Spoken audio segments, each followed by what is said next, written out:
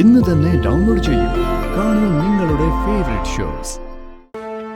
അച്ഛനും അമ്മയും കൂട്ടി ഇന്ന് കടിമംഗലത്തേക്ക് ഒന്ന് പോയാലോ എന്ന് ആലോചിക്കുക. അവരുടെ കാര്യങ്ങളൊക്കെ ഒന്ന് സംസാരിക്കണ്ടേ? അല്ല, എന്തിനാ തിരക്ക് പിടിക്കുന്നേ? എല്ലാം സമാധാനത്തിൽ പോരാ. പോരാ, ഒരു പേടി ഇങ്ങനെ ഉള്ളിൽ കിടന്ന് തിളച്ചു മറിയ.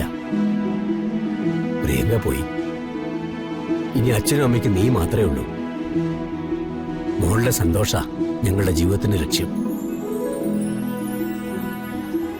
എത്രയും പെട്ടെന്ന് നിങ്ങളെ ഒന്നിച്ചു ചേർത്താല് അച്ഛന്റെ കടമകളൊക്കെ പൂർത്തിയാവും. മോളെ, തടസ്സമൊന്നും പറയണ്ട. അച്ഛൻ ഏത് നേരവും ഇത് തന്നെയാ പറഞ്ഞോണ്ടിരിക്കുന്നത്. അപ്പൊ പിന്നെ ഞാനും ആലോചിച്ചു അത് തന്നെ നടക്കട്ടെ എന്ന്. എന്നാലും അച്ഛൻ ചെല്ലുമ്പോ അവിടെയുള്ളവര്... ഞാനൊരു കാര്യം പറയുന്നു, അത് നിങ്ങളെ എല്ലാവരും അനുസരിക്കണമെന്ന് പറയാനല്ലോ പോകുന്നത്. അവിടെ എല്ലാവരും ഇത് ഒറ്റ മനസ്സോടെ അംഗീകരിക്കണമെന്നില്ല. ചിലര് ചില മുഷ്ടികളൊക്കെ പറയും. പറയട്ടെ, അത് കേൾക്കാൻ തയ്യാറായിട്ട് തന്നെ അച്ഛൻ പോകുന്നു. നിനക്ക് വേണ്ടി അച്ഛനൊരു കാര്യം തീരുമാനിച്ചിട്ടുണ്ടെങ്കിൽ എന്ത് സംഭവിച്ചാലും അച്ഛനത് നടത്തിയിരിക്കും മോളെ. ആ കാര്യത്തിൽ എനിക്കൊരു സംശയമില്ല.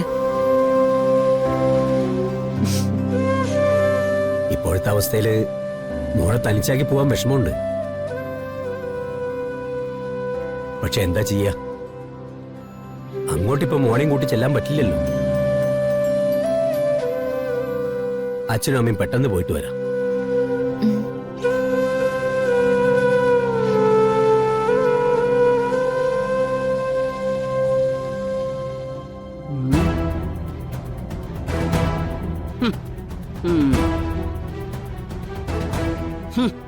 കല്യാണം ഉറപ്പിക്കാൻ പോവുക. ഉറപ്പിച്ചിട്ട് തിരിച്ചു വരട്ടെ. അവള് ജീവനോടെ ഉണ്ടായാലല്ലേ കല്യാണം നടത്തൂ. തിരിച്ചു വരുമ്പോ അവള് ചത്തു കിടക്കുന്നതായിരിക്കും രണ്ടുപേരും കാണുക.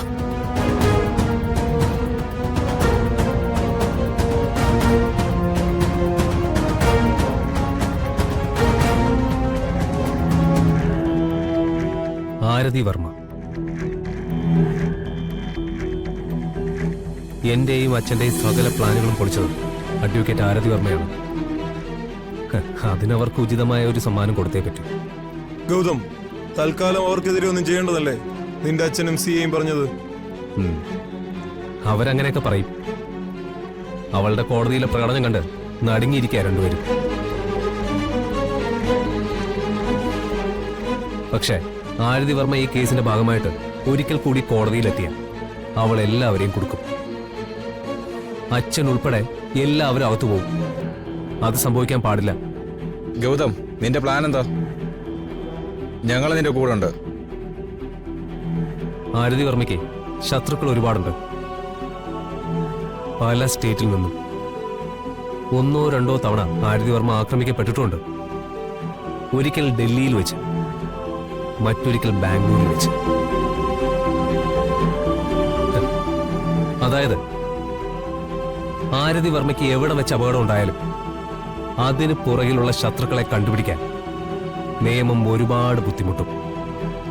ആരും അറിയാതെ ഒരു ആക്രമണം.